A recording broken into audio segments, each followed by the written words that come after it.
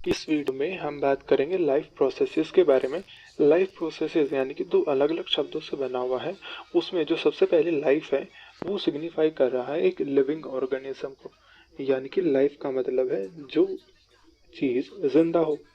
उसके बाद आता है प्रोसेसेस। प्रोसेसेस का मतलब होता है वो बेसिक फंक्शन जो एक लिविंग सेल के या फिर एक लिविंग ऑर्गेनिज्म के अंदर हमेशा चल रहे होते हैं, just to keep the organism alive. तो उनको हम कहेंगे लाइफ प्रोसेसेस। तो processes here it signifies the function that are ongoing inside a living organism. तो अगर हम लाइफ प्रोसेस को डिफाइन करें तो वो होगा बेसिक फंक्शंस, यानी कि लाइफ प्रोसेसेस को अगर हम डिफाइन करें तो वो होगा basic functions performed by an living organism in order to keep it alive. यानी कि एक लिविंग ऑर्गेनिज्म जो खुद को जिंदा रखने के लिए जो कुछ फंक्शंस परफॉर्म करता है उनको हम कहेंगे लाइफ प्रोसेसेस। अगर हम एग्जांपल्स की बात करें तो एग्जांपल्स लाइफ प्रोसेसेस के वो इंक्लूड करेंगे रेस्पिरेशन, यानी कि द प्रोसेस टू रेस्पायर, और ये होता है inhalation and exhalation of air, यानी कि सांस का अंदर लेना और सांस को छोड़ना, दैट इज रेस्पिरेशन।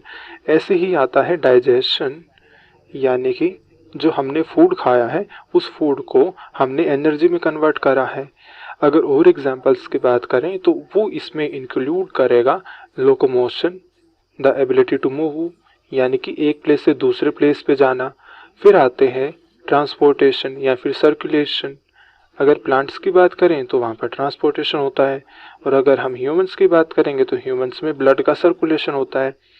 ऐसे ही अगर और प्रोसेसेस की बात करें वो होगा रिप्रोडक्शन। तो ये सारे वो प्रोसेसेस हैं जो एक लिविंग ऑर्गेनिज्म को अलाइव रखने के काम आते हैं। इन्हीं में अगर और एग्जांपल्स को इंक्लूड करें तो वो होगा एक्सक्रीशन, यानी कि the process to remove the waste from the body. तो ये भी एक लाइफ प्रोसेस है। बट इन सभी लाइफ प्रोसेसेस में से कुछ ऐसे लाइफ प्रोसेसेस होते हैं जो लिविंग प्रोसेस को, यानी कि एक लिविंग ऑर्गेनिज्म को अलाइव रखने के लिए सबसे ज़्यादा ज़रूरी हो। ऐसे प्रोसेसेस को हम कहते हैं वाइटल लाइफ प्रोसेसेस। तो अगर लाइफ प्रोसेसेस को हम डिवाइड करें तो दो पार्ट्स में डिवाइड कर सकते हैं। सबसे पहले आता है वाइटल प्रोसेसेस, यानी कि जो उसको ज़िंदा रखने के लिए सबसे ज़्यादा ज़रूरी हो और वो किसी भी कंडीशन पर और बिल्कुल एक छोटे से टाइम पीरियड के लिए भी इन प्रोसेसेस का रुकना जो सेल है उसके लिए डेथली प्रूव हो सकता है। दूसरा होगा नॉन वाइटल प्रोसेसेस। अब नॉन वाइटल प्रोसेसेस होते हैं जैसे कि रिप्रोडक्शन, यानी कि ये एक ज़रूरी प्रोसेस नहीं है किसी भी सेल को अलाइव रखने के लिए। दूसरा अगर प्रोसेस की बात करें जो नॉन वाइटल हो सकती है वो होगा लोकोमोशन। अब हर एक लिविंग ऑर्गेनिज्म नहीं चल सकता। कुछ लिविंग ऑर्गेनिज्म जैसे कि प्लांट्स वो हमेशा स्टेशनरी रहते हैं। पोरीफेरा किंगडम में जितने भी स्पॉन्जेस हैं वो सारे स्टेशनरी हैं, बट वो सभी के सभी अलाइव सेल्स हैं। अगर वाइटल प्रोसेसेस की बात करें तो वाइटल प्रोसेसेस में आता है ब्रीदिंग और सर्कुलेशन, यानी कि ब्रीदिंग अगर सांस रोकना, और अगर किसी ऑर्गेनिज्म का हमने सर्कुलेशन यानी कि ट्रांसपोर्टेशन प्लांट्स के केस में, और अगर ह्यूमंस की बात करें तो ह्यूमंस के केस में उसकी दिल की धड़कन। अगर इन दोनों में से किसी एक प्रोसेस को भी हमने कुछ शॉर्ट टाइम के लिए भी रोक दिया तो वो उस ऑर्गेनिज्म के लिए फिर से एक डेथली प्रूव का हो सकती है। यानी कि वो प्रोसेस जो हमें हमेशा चलते रहने चाहिए सेल को अलाइव रखने के लिए वो होंगे वाइटल प्रोसेस। और नॉन वाइटल प्रोसेस ऐसे हो सकते हैं कि इनके बिना ऑर्गेनिज्म, इनके बिना भी वो अलाइव रह सकता है। तो अब मेन क्वेश्चन ये आता है कि हम डिफ्रेंशिएट कैसे करें कि कोई चीज़ लिविंग है या फिर वो एक नॉन लिविंग है। तो जो लिविंग ऑर्गेनिज्म है उनके सर्टेन कैरेक्टरिस्टिक्स होते हैं, उनमें कुछ फीचर्स होते हैं जो हमें नॉन लिविंग्स को देखने में नहीं मिलते। सबसे पहले अगर बात करें जो लिविंग ऑर्गेनिज्म है उनमें रेस्पिरेशन होता है, यानी कि दे डू रेस्पायर। इसका मतलब वो सांस अंदर लेते हैं और बाहर छोड़ते हैं, तो ये रेस्पायर करते हैं। जबकि जो नॉन लिविंग ऑर्गेनिजम्स हैं they do not respire, they do not respire. अगर एक इससे भी अगर एक सिंपल या बेसिक लेवल पे बात करें तो जो लिविंग ऑर्गेनिजम्स हैं हम उनमें देखते हैं कि उनका साइज बढ़ता है, यानी कि इनमें ग्रोथ होती है, और ये ग्रोथ रिलेटेड होती है विद इंक्रीज इन साइज।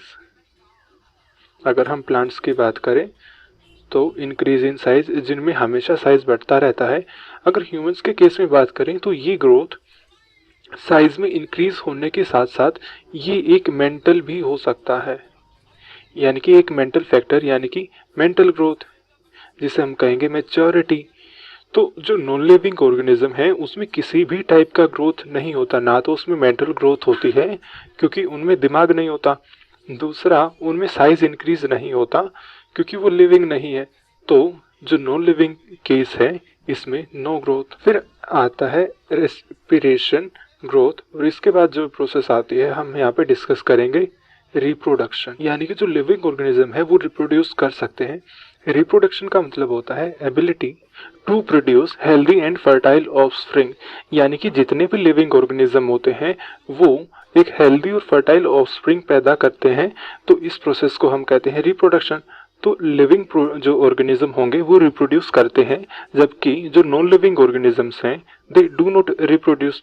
तो नॉन लिविंग के केस में कोई रिप्रोडक्शन नहीं होती। इसके बाद अगर हम दूसरी प्रोसेसेस की बात करें वो होगा डाइजेशन, यानी कि the ability to digest food.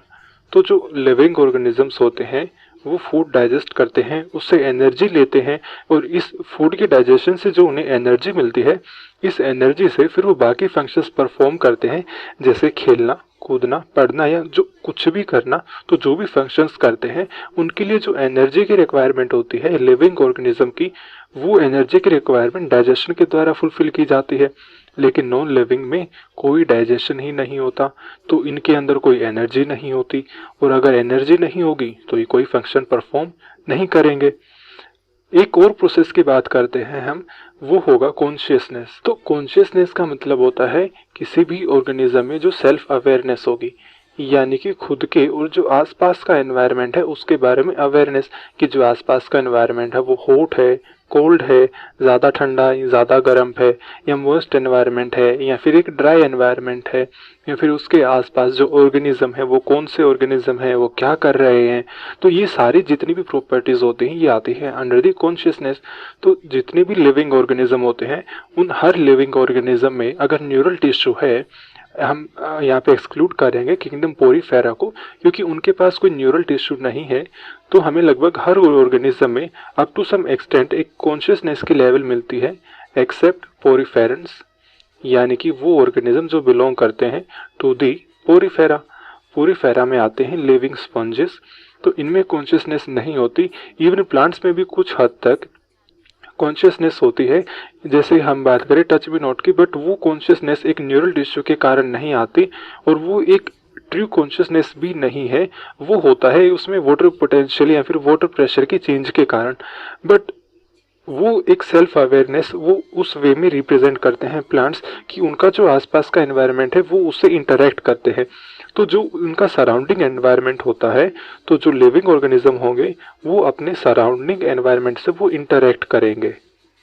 तो ये इंटरेक्शन जो होगी, ये इंटरेक्शन हमें नॉन लिविंग के केस में नहीं मिलेगी। तो नॉन लिविंग के केस में नो इंटरेक्शन। तो जो ह्यूमंस हैं केवल ह्यूमंस ही सेल्फ कॉन्शियस होते हैं, जो सेल्फ अवेयरनेस की जो फीचर है वो केवल ह्यूमंस में है, लिविंग ऑर्गेनिजम्स में। ह्यूमंस के अलावा कुछ और ऑर्गेनिजम्स होते हैं जैसे एलिफेंट्स वगैरह, तो उनमें सेल्फ अवेयरनेस मिलती है। बट अगर एक रफ वे में बात करें तो जितने भी लिविंग ऑर्गेनिजम्स होंगे अगर वो कॉन्शियस नहीं है तो वो अपने एनवायरनमेंट से किसी न किसी वे में इंटरेक्ट ज़रूर करेंगे।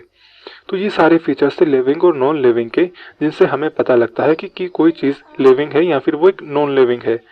और जितने भी फंक्शंस एक लिविंग ऑर्गेनिज्म में होते हैं just to keep it alive, यानी कि ताकि उसको हम जिंदा रख सकें, उनको हम कहेंगे लाइफ प्रोसेसेस।